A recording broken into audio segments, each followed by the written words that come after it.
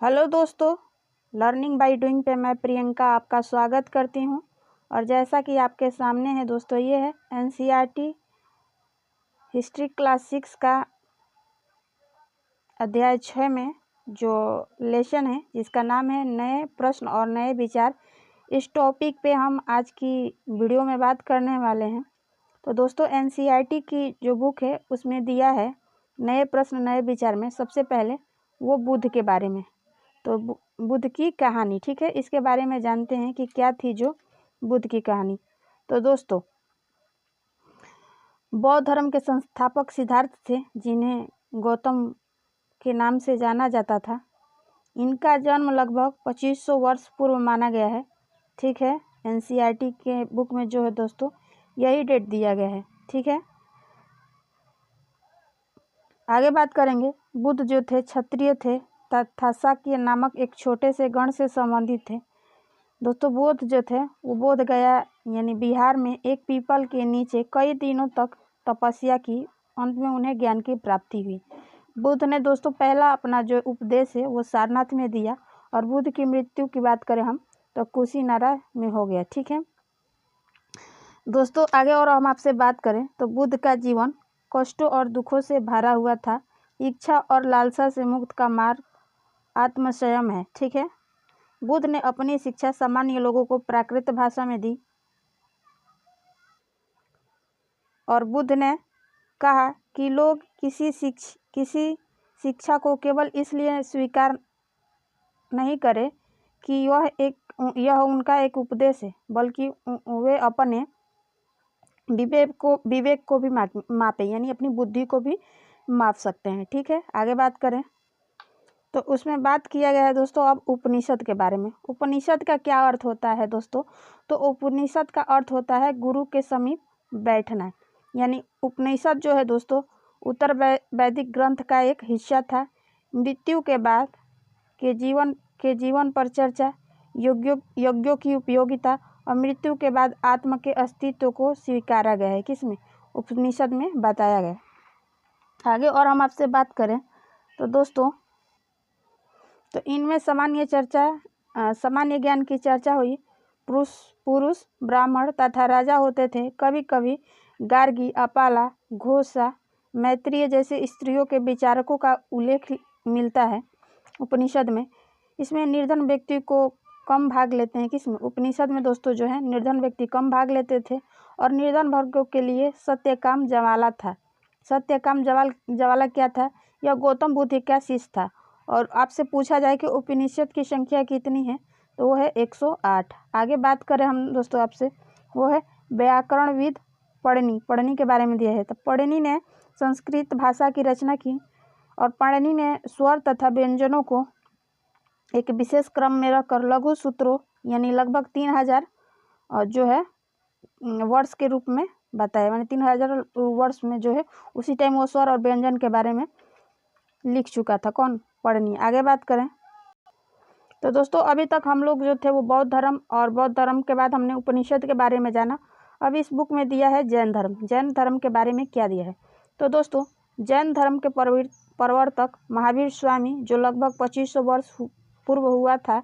वर्तमान महावीर बजी संघ के लिच्छवी कुल के एक क्षत्रिय राजकुमार थे। और दोस्तों जो महावीर जो स्वामी थे, इन्होंने 30 वर्ष की आयु में अपना घर छोड़ दिया और जंगल में रहने लगे। और 12 वर्ष की कठिन तपस्या के बाद इन्हें ज्ञान की प्राप्ति हुई। महावीर की शिक्षा जो थी दोस्तों वो बहुत सरल थी। क्या थी?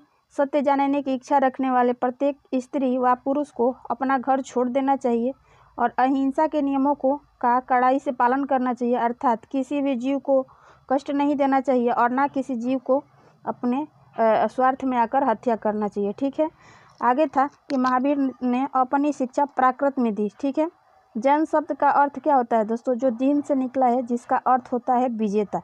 और जैन अनुयायियों को भिक्षा मांगकर सदा जीवन बिताना होता था। चोरी ना करने की उन्हें सख्त हिदायत थी। और दोस्तों जैन धर्म में ब्रह्मचर्य का पालन करना होता था। पुरुषों व स्त्री सहित सब कुछ त्याग देना पड़ता था। पुरुषों को वस्त्रों सहित सब कुछ त्याग देना पड़ता था। ठीक है, आगे हम बात करेंगे दोस्तों, जैन धर्म किसानों ने नहीं अपनाया बल्कि व्यापारियों ने जैन धर्म का समर्थन किया। बाद की सदियों में जैन धर्म उत्तर भारत के कई हिस्सों के साथ गुजरात, तमिलनाडु और कर्नाटक में भी फैल गया। ये एग्जाम में पूछे जाने वाला क्वेश्चन है दोस्तों, आ सकता है, यहाँ से कंटेंट बन सकते हैं। आगे बात करें हम आपसे, तो वर्तमान रूप में उपलब्ध जैन धर्म की शिक्षाएं लगभग 1500 वर्ष पूर्व गुजरात में वल्लभी नामक एक स्थान पर लिखी गई थी। इसमें बात करेंगे संघ। तो संघ क्या है दोस्तों? महावीर तथा बुद्ध दोनों का ही मानना था कि घर का त्याग करने पर ही सच्चे ज्ञान की प्राप्ति हो सकती थी। ये दोनों लोगों का मानना था कि जब हम अपना घर छोड़ेंगे तभी ही हमें ज्ञान की प्राप्ति होगी। ठीक है, यह ऐसे लोगों का संगठन था जहां घर का त्याग करने वाले लोग एक साथ रहते थे। संघ में रहने वाले लोग बौद्ध भिक्षुओं के लिए बनाए गए नियम विनय पिटक नामक ग्रंथ में मिलता है। संघ का मतलब क्या होता है दोस्तों? तो एक साथ बहुत सारे लोग जो है किसी भी मतलब जगह पे रहते हैं और किसी भी धर्म को अपनाकर उनका वो प्रचार प्रसार करते हैं और एक ही साथ रहते हैं, खाते हैं, पीते हैं। ठीक है, और थोड़े से आगे बात करें हम दोस्तों, तो सभी व्यक्ति संघ में प्रवेश ले सकते थे। पुरुषों और स्त्रियों के रहने की अलग अलग व्यवस्था थी। ठीक है, संघ में प्रवेश के लिए बच्चों को अपने माता पिता से और दासों को अपने स्वामी से, राजा के यहाँ काम करने वाले लोगों को राजा से तथा कर्जदार अपने देनदार से अनुमति लेनी होती थी। एक स्त्री को अपने पति से भी अनुमति लेनी होती थी संघ में प्रवेश करने के लिए। आगे बात करें, ये कुछ नियम थे जो हर व्यक्ति को संघ में प्रवेश करने से पहले उसका पालन करना होता था। संघ में प्रवेश लेने वाले स्त्री पुरुष सादा जीवन, अधिकांश समय ध्यान में और एक निश्चित समय में जाकर भिक्षा मांगते थे, आम लोगों को शिक्षा देते थे और जीवन व्यतीत करते थे। संघ में प्रवेश लेने वाले ब्राह्मण, क्षत्रिय, व्यापारी, मजदूर, नाई, गणिकाय तथा दास भी शामिल थे। अब आगे इसमें बात करेंगे हम, वो है बिहार। बिहार क्या है दोस्तों? तो वर्षा ऋतु में रहने के लिए शरण स्थल था जहाँ प्रायः लकड़ियों, ईंटों और कभी कभी पहाड़ियों में गुफाएं खोदकर बनाई जाती थी। आरंभिक बिहार लकड़ी के बनाए गए, बाद में इनके निर्माण में ईंटों का भी प्रयोग होने लगा। ठीक है, पश्चिमी भारत में कुछ बिहार पहाड़ियों को खोदकर बनाए गए थे। किसी धनी व्यापारी, राजा अथवा भूस्वामी द्वारा दान में दी गई भूमि पर बिहार का निर्माण होता था। ठीक है, बिहार का मतलब क्या होता था दोस्तों? तो उनके रहने का स्थान बनाया जाता था। ठीक है, आगे बात करेंगे दोस्तों, तो इसमें दिया है आश्रम व्यवस्था। ठीक है, तो ब्राह्मणों ने आश्रम व्यवस्था का विकास किया। यहाँ आश्रम शब्द जीवन के एक चरण से है। ब्रह्मचर्य के अंतर्गत ब्राह्मण, क्षत्रिय तथा वैश्य से यह अपेक्षा की जाती थी कि इस चरण के दौरान से सदा जीवन बिताकर वेदों का अध्ययन करेंगे। आगे बात करेंगे और क्या दिया है, तो दोस्तों गृहस्थ आश्रम क्या होता है? इसके अंतर्गत उन्हें विवाह कर एक गृहस्थ के रूप में रहना होता था। वानप्रस्थ आश्रम क्या होता है दोस्तों? जंगल में रहकर साधना करते थे। और संन्यास क्या होता है? सब कुछ त्याग कर जो है सन्यासी बन जाता है। अब इसमें एक नोट है, तो स्त्रियों को वेद पढ़ने की अनुमति नहीं थी, लेकिन उन्हें अपने पतियों के द्वारा पालन किए जाने वाले आश्रमों का अनुसरण करना होता था। अब एक और थोड़ी सी इसमें और आगे बात करें, वो है जरथुस्त्र। ये क्या है? जरथुस्त्र यह एक ईरानी पैगंबर थे। उनकी शिक्षाओं का संकलन जेद अवेस्ता नामक ग्रंथ में मिलता है। जेद अवेस्ता की भाषा तथा इनमें वर्णित रीति रिवाज वेदों की भाषा से काफ़ी मिलती जुलती है।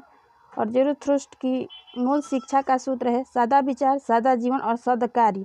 आगे इसमें और हम बात करेंगे आपसे, वो है कि 1000 से अधिक वर्षों तक जरथुस्त्रवाद ईरान का एक प्रमुख धर्म रहा। बाद में कुछ जरथुस्त्रवादी ईरान से आकर गुजरात और महाराष्ट्र के तटीय नगरों में बस गए। ठीक है, तो ये थी अध्याय 6 से संबंधित जानकारियाँ जो कि NCERT के ऑथेंटिक नॉलेज है उसके अकॉर्डिंग आपको प्रोवाइड किया जा रहा है। आई होप कि आपको काफ़ी हद तक ये वीडियो पसंद आएगी और आप एग्ज़ाम में आपको इस कंटेंट से प्रॉफिट भी मिलेगा। तो अगर आप हमारे चैनल पे हैं, नए हैं, तो वीडियो को लाइक, चैनल को सब्सक्राइब और आगे भी शेयर करें ताकि और भी लोगों को हेल्प मिल सके। फिर मिलेंगे नेक्स्ट वीडियो के साथ, तब तक के लिए धन्यवाद।